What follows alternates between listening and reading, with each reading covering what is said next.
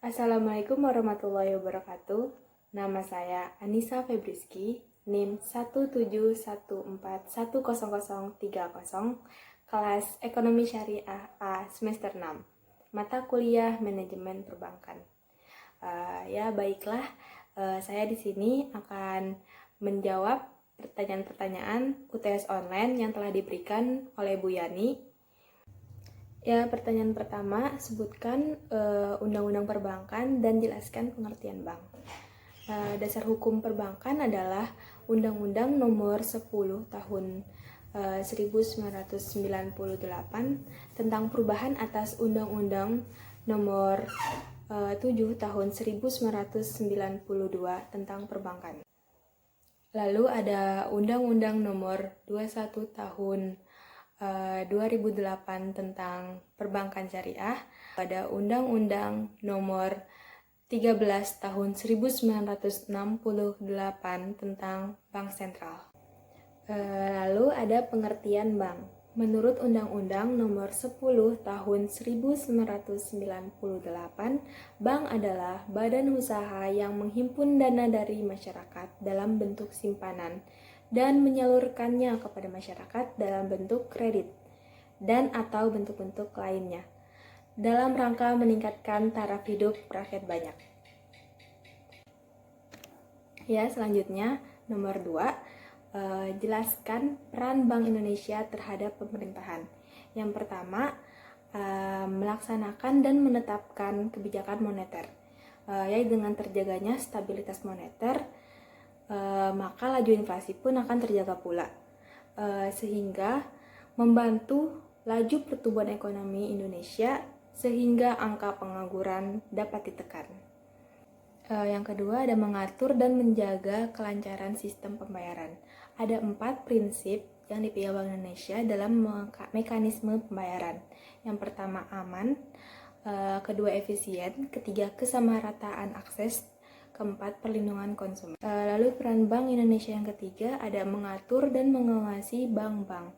Ini bertujuan agar perbankan memiliki kinerja yang lebih sehat. Selanjutnya nomor 3, jelaskan mengenai kegiatan bank. Kegiatan bank ada 3. Yang pertama, menghimpun dana dari masyarakat, yaitu simpanan giro.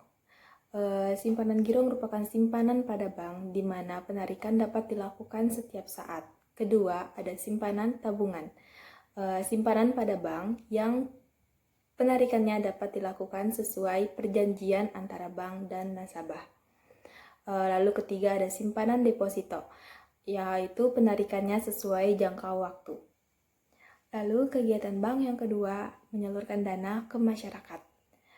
Seperti kredit investasi, kredit modal kerja, kredit perdagangan, kredit konsumtif, dan kredit produktif. Bank notes atau falas, bank garansi, referensi bank, dan letter of credit. Lalu ke pertanyaan selanjutnya, saat ini Indonesia sedang dilanda ujian COVID-19. Banyak sekali imbas dari musibah virus COVID-19 ini. Salah satunya yaitu imbas terhadap kondisi perekonomian. Tidak hanya Indonesia, tapi seluruh dunia terguncang perekonomiannya. Dampak ke Indonesia itu yaitu rupiah yang melemah. Tercatat 1 April ini sudah mencapai 16.407 rupiah. Imbas virus COVID-19 ini juga mengakibatkan sektor wisata menjadi lumpuh sementara, sehingga pengangguran semakin bertambah karena pariwisata merupakan salah satu wadah yang memberikan lapangan pekerjaan bagi masyarakat sekitar tempat wisata maupun masyarakat dari luar. Bukan hanya sektor wisata, tetapi karyawan dari jenis perusahaan lainnya ikut merasakan dampak dari pandemi COVID-19 ini.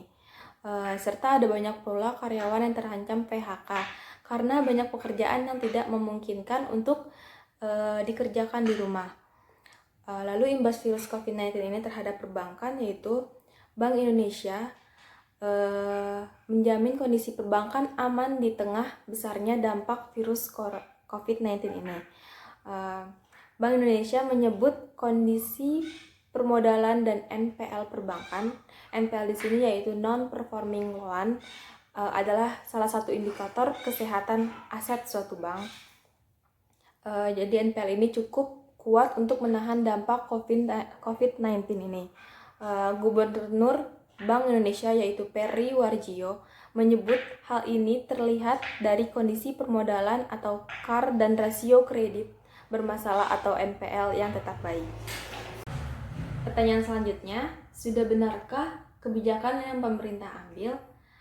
Pemerintah Indonesia tidak mengeluarkan kebijakan lockdown, dikarenakan kebijakan lockdown akan berdampak besar kepada perekonomian. Hal ini disebabkan karena kegiatan perekonomian akan berhenti secara besar-besaran. Jadi apa sih kebijakan yang pemerintah ambil? Pemerintah Indonesia mengambil kebijakan social distancing, yaitu bekerja, belajar, beribadah, dan lain-lain dari rumah.